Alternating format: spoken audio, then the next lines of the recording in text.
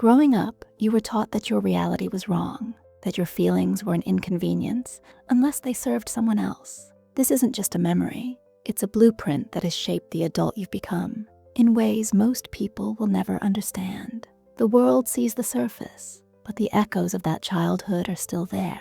Today, we're not talking about the obvious scars. We are pulling back the curtain on the 6 unusual traits that children of narcissistic parents carry with them. These aren't character flaws. They are survival skills that have become a part of your identity. Let's get right into it. Number 1, an intense fear of asking for help. From the outside, you look incredibly strong and independent. You're the one who never asks for a favor, the one who handles everything on their own. People admire your self-reliance, but you and I know it's not born from strength. It's born from experience. As a child, you learned that asking for help was a dangerous game. At best, your needs were ignored, teaching you that you were invisible. At worst, your vulnerability was used against you. A request for help with homework could be met with a lecture about how you're not smart enough. Asking for comfort could be twisted into you being too needy or dramatic. Your needs were a burden to the narcissistic parent, an interruption to their world. So you stopped asking. You learned to become a silent island. You taught yourself how to fix the broken toy, how to soothe your own fears, how to navigate life's problems completely on your own. Now, as an adult, this survival skill gets in the way. In the workplace, you might be the one who takes on an impossible workload rather than delegating. In your relationships, you might suffer in silence rather than telling your partner you're struggling. The very idea of leaning on someone feels unnatural, even terrifying. It's not just that you don't want to be a burden.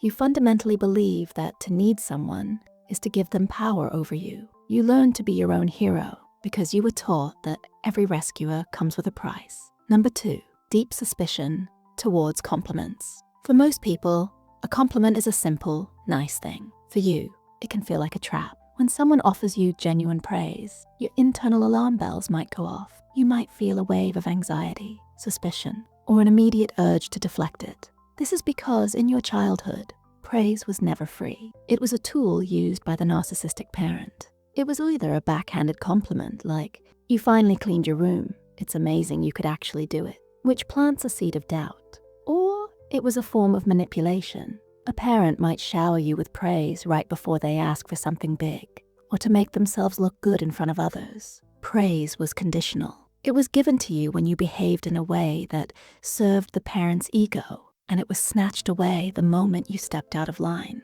You learned that compliments were not about celebrating you.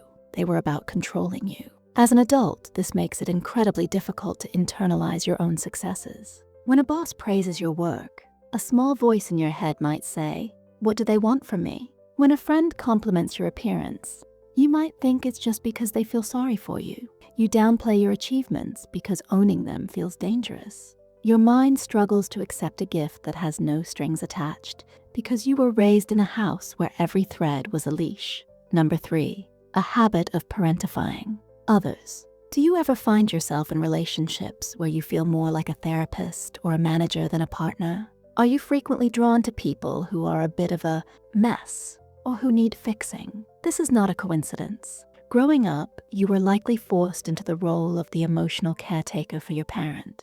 A narcissistic parent is like an emotional black hole. They needed you to manage their moods, to listen to their adult problems, and to provide the validation they couldn't give themselves. You became the parent, and they became the child. Your own childhood needs were put on a shelf because you were too busy managing theirs. This role feels deeply familiar. So, as an adult, you subconsciously seek it out.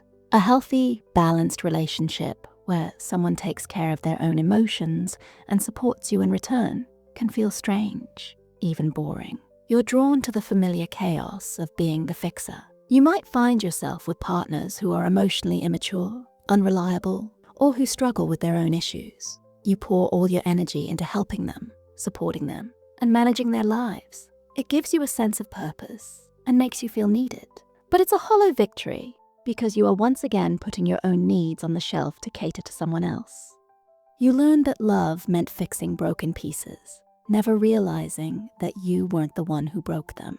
Number 4, a warped perception of normal. Your baseline for what is acceptable in a relationship is completely different from other people's. What others would see as a giant red flag, you might just see as a Tuesday. Your childhood was likely filled with emotional highs and lows.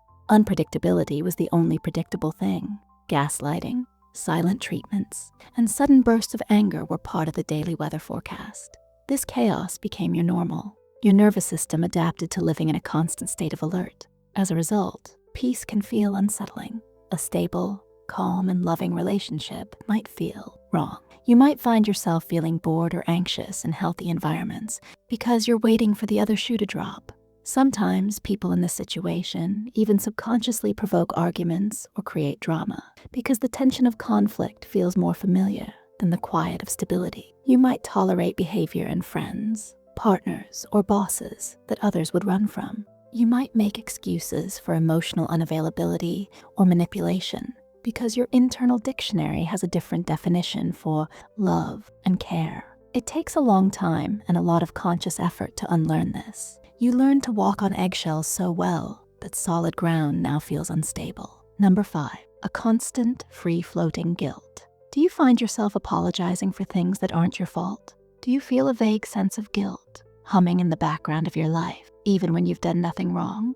This is a direct result of being blamed for your parents' emotions. Narcissistic parents are masters of shifting responsibility. If they were angry, it was your fault for upsetting them. If they were disappointed, it was your fault for not meeting their impossible expectations. You were the designated scapegoat for anything that went wrong in their life. This conditions you to feel an immense sense of responsibility for the emotional state of everyone around you. As an adult, this translates into a chronic feeling of guilt. You might feel guilty for setting a boundary because you feel you are hurting the other person. You might feel guilty for taking time for yourself because you were taught your needs don't matter. This guilt isn't attached to a specific action.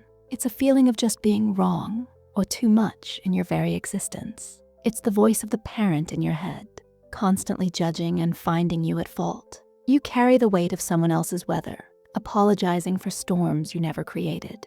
Number 6, the inability to fully enjoy happiness. When something good happens in your life, a promotion at work, a new relationship, a personal achievement, is your first feeling joy or is it anxiety? For many children of narcissistic parents, moments of joy are immediately followed by a sense of dread. This is because in childhood, your happiness was often seen as a threat to your parent.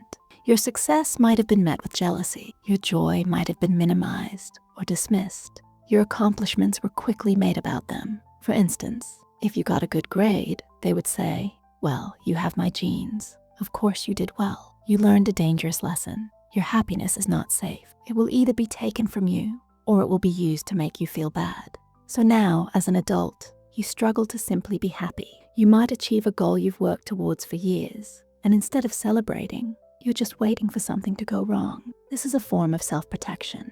If you don't let yourself feel the full height of joy, then the fall won't hurt as much when it inevitably comes. This can lead to self-sabotage, where you unconsciously ruin good things in your life because the anxiety of waiting for them to end is too much to bear. You learned that happiness was a borrowed thing, and the bill would always come due. These traits are not your fault. They are not signs that you are broken. They are the echoes of a childhood spent trying to survive. Recognizing them is the first, most powerful step toward healing. It's the beginning of understanding that you are not defined by the survival skills you had to learn. You are the person who survived. If this video resonated with you, please consider liking it and subscribing to the channel. It helps us reach more people who feel alone in their experience. And now for the comments. What's one trait you recognized in yourself that you're working to understand better? Share your thoughts below. Reading through them helps all of us feel a little less isolated. Thank you for watching.